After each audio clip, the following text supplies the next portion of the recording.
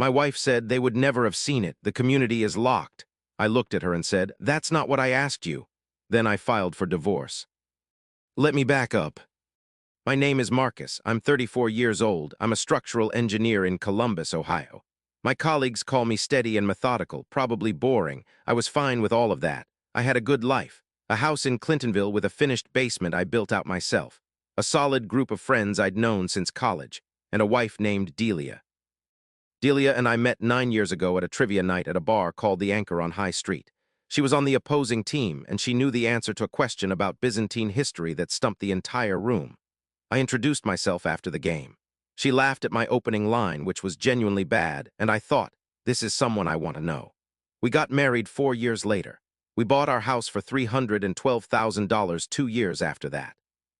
We had a joint savings account with $41,000 earmarked for a bigger place someday. We talked about kids. Not urgently, but the conversation was on the table. I trusted Delia completely. No cracks, no doubts. I was wrong about that. Our friend group matters for this story, so let me set the scene. 6 couples, all tight since college. My best friend Garrett, 12 years, works in sales, married to Priya, who is sharp and funny and one of Delia's closest friends. Then Owen and Cassie, who live 2 streets over from us. And my buddy Dev, married to Mara. These are the people we had dinner with every couple of months. People who knew our house, knew our routines, who'd been at our wedding. Hold on to that.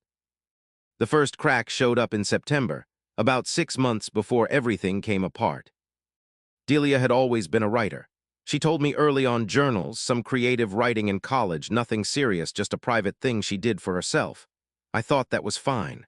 I never asked to read any of it, and she never offered. Private creative outlet, not my business. But in September, she started staying up after I went to bed. I'm an early riser, up at 5:45 in the morning, in bed by 10 most nights. Delia had always been on the same schedule. Then I started noticing that when I got up in the morning, the lamp in the living room was off, but the office door would be slightly open, which wasn't how I'd left it. Once, when I got up at 2 in the morning to use the bathroom, I could see light coming from under the door. I didn't push. She'd mentioned she was writing again. Maybe insomnia. I let it go. In October, she put a passcode on her laptop. She'd never had one before. We'd always been relaxed about each other's devices, not because we snooped, just because there was never a reason to lock anything down. I noticed the change when I asked to borrow her laptop, and she said, "Oh, I set up a password, let me unlock it for you." And then she sat next to me the entire time I used it. I noted it. People are allowed to have privacy. I moved on. In November, at a group dinner at Owen and Cassie's place, Garrett's wife Priya made an odd comment. She said something to Delia about that thing you've been working on, with a smile that was a little too knowing. Delia changed the subject fast.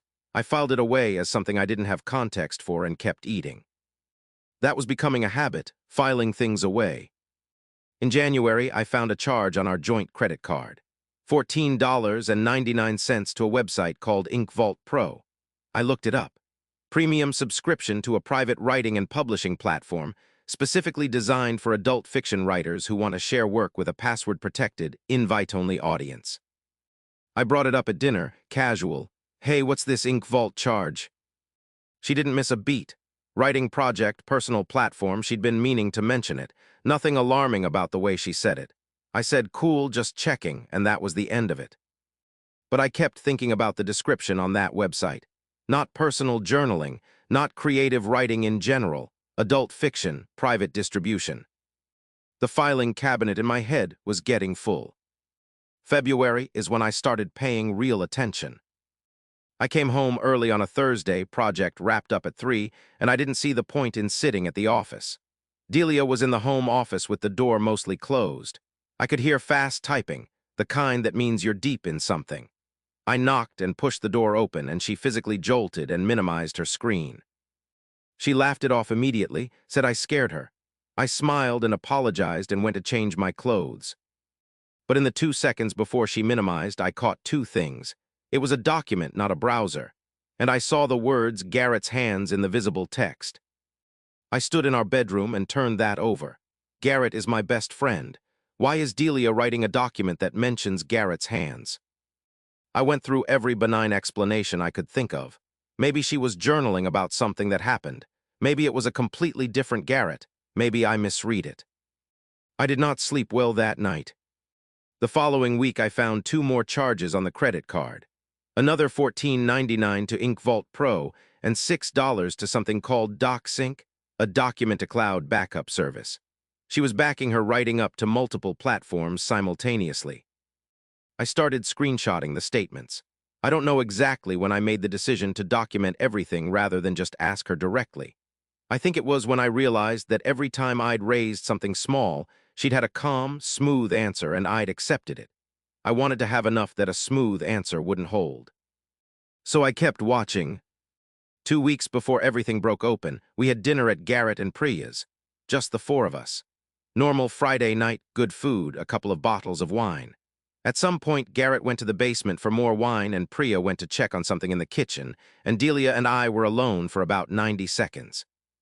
She took out her phone, typed something fast, and put it away. Garrett came back up, nothing notable. Except on the drive home, Delia got a text. I was driving. She checked it, made a small exhale sound, and put her phone in her purse instead of the center console where she always kept it.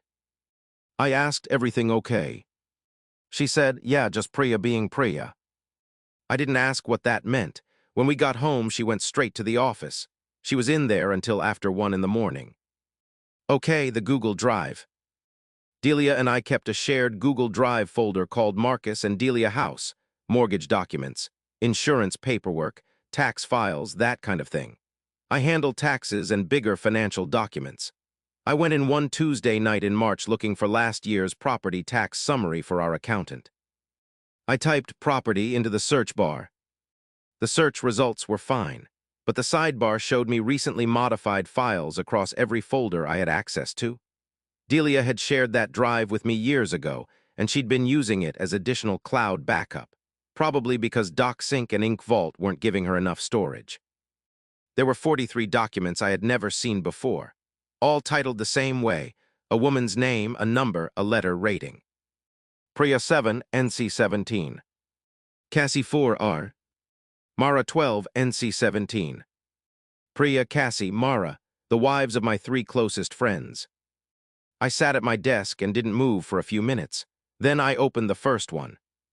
I'm not going to describe what was in those files in detail, but here's what they were: explicit erotica, well-written, detailed, written by someone who clearly knew these women personally, physical descriptions that were accurate, personality quirks I recognized, real in-jokes. And the men in the stories, the men those fictionalized versions of Priya and Cassie and Mara were with, were clearly not their actual husbands.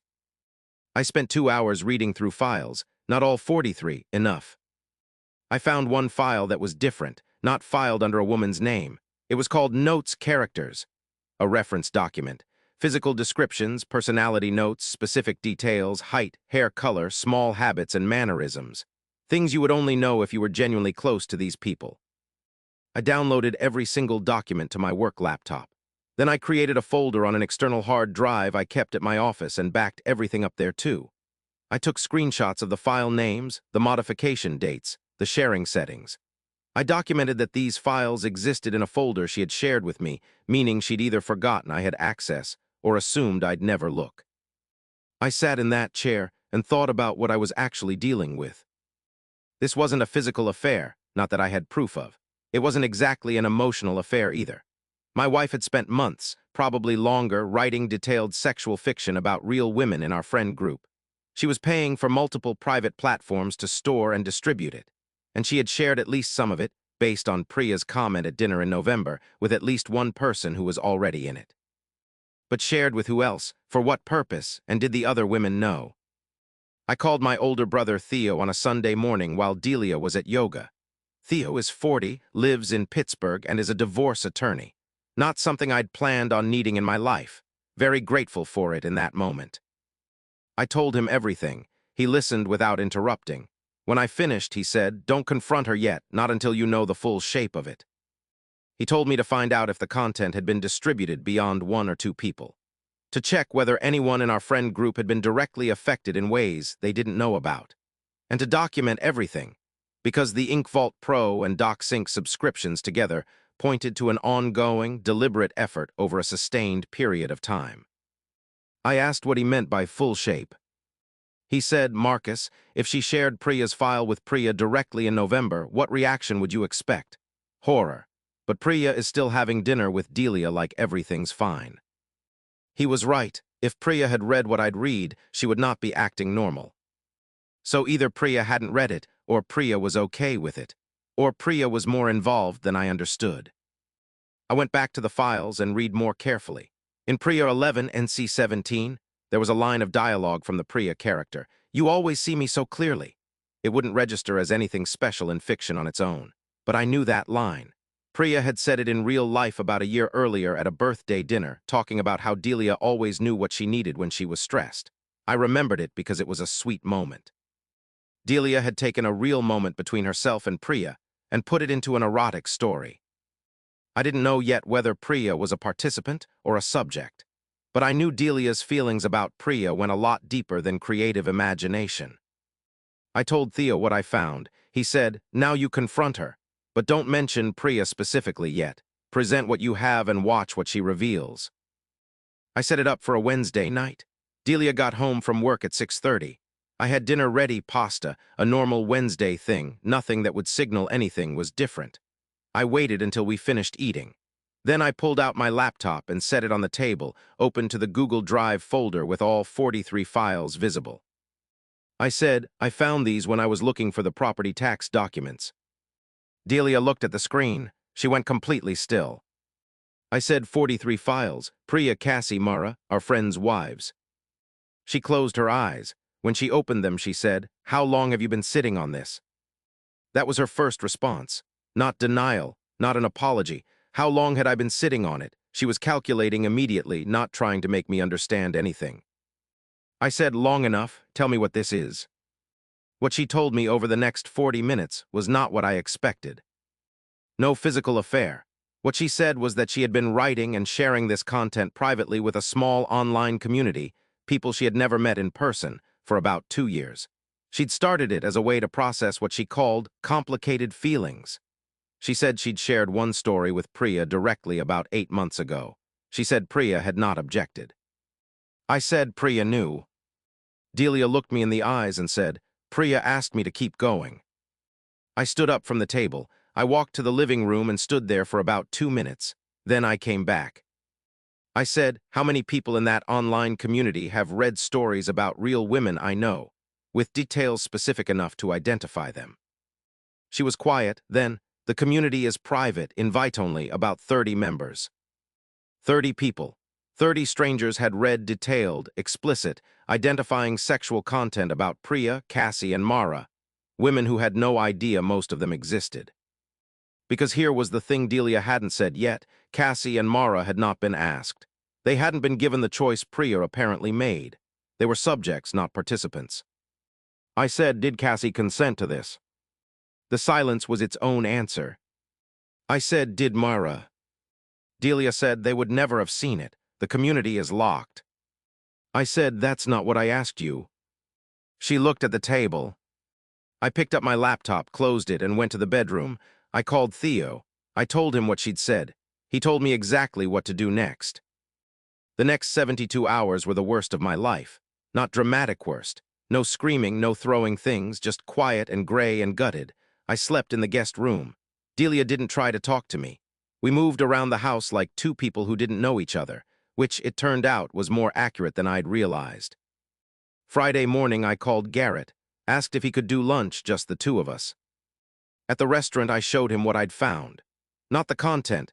I wasn't going to do that to him, but the file names, the character reference document, and the evidence that Priya had known for 8 months and had encouraged Delia to continue.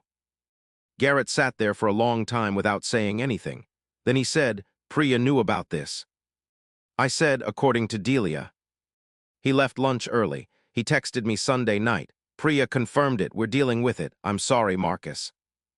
I called Owen next. Owen and Cassie are private people. They took it hard.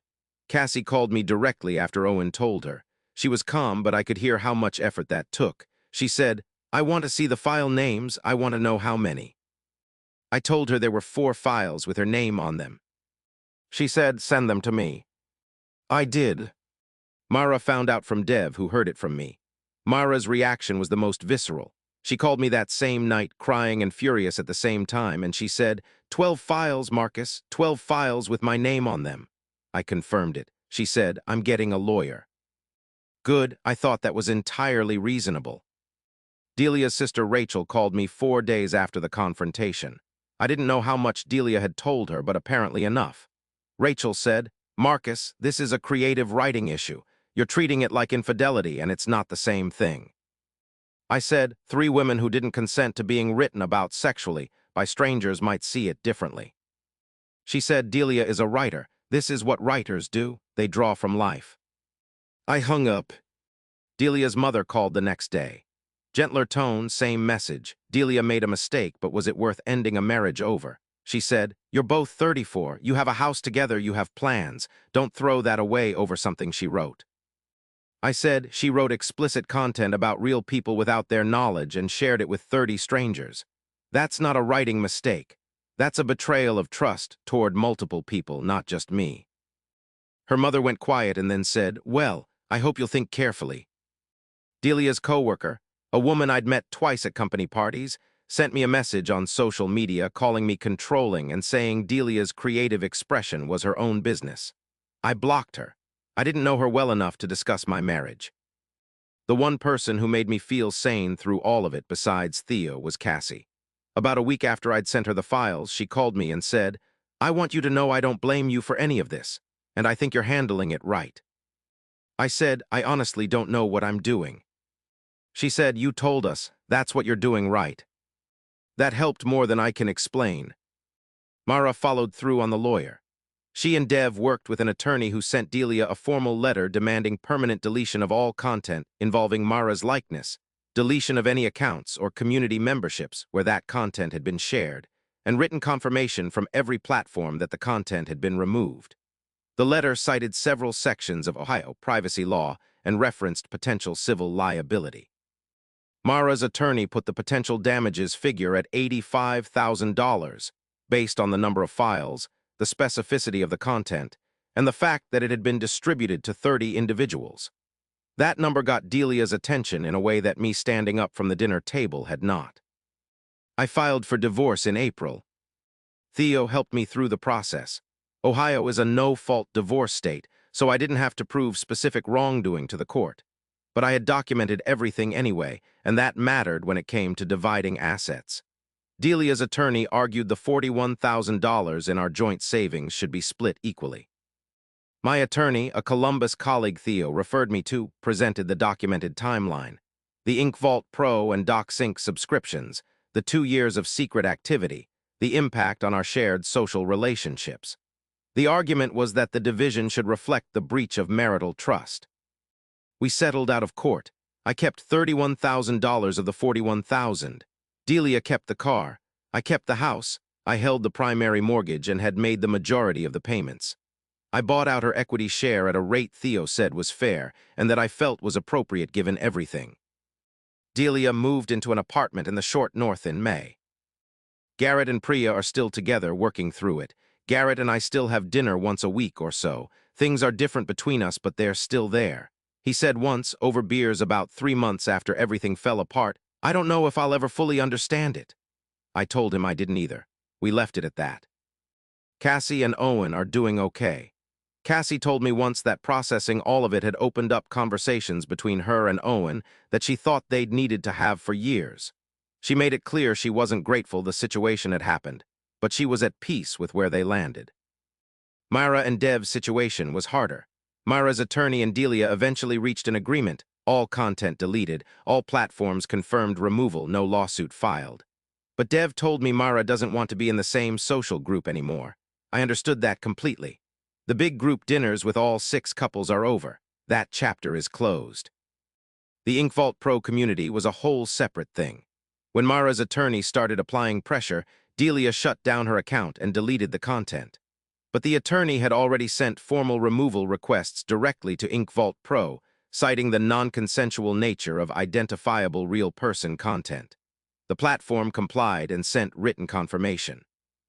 3 community members, strangers who had read those files, reached out to Delia to express support, because apparently she had become a significant figure in that online world.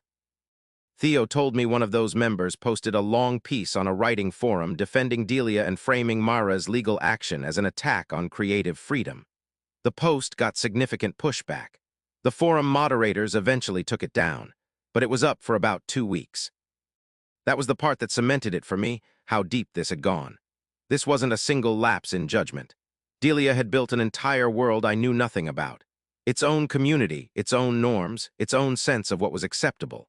A world where writing explicit content about real, identifiable people without their knowledge was treated as creative expression worth defending. I think about that sometimes, not with anger anymore, just with the quiet understanding that I did not know my wife as well as I thought I did, not even close. It's October now, 7 months since I found those files. I'm still in the house in Clintonville. I bought a new weight bench in July and started actually using it in August. The finished basement finally gets some use. I went on one date in September. A woman named Julia who works in urban planning. We got coffee and talked for 2 hours, and I went home feeling like a person again, which was exactly what I needed. Nothing came of it, but I didn't need it to. Delia sent me a message in August. Not asking to get back together, she was past that, and so was I. She wanted me to know she'd started therapy. She said she was sorry. She said the actual words. I read it twice, put my phone down, and didn't respond. I still haven't. Some days I think I should. Most days I don't think about it at all. The thing that surprised me most, looking back, is how normal it all seemed while it was happening. Staying up late, a new laptop password, a subscription charge I didn't recognize. None of it felt like an emergency in the moment. The filing cabinet filled up slowly.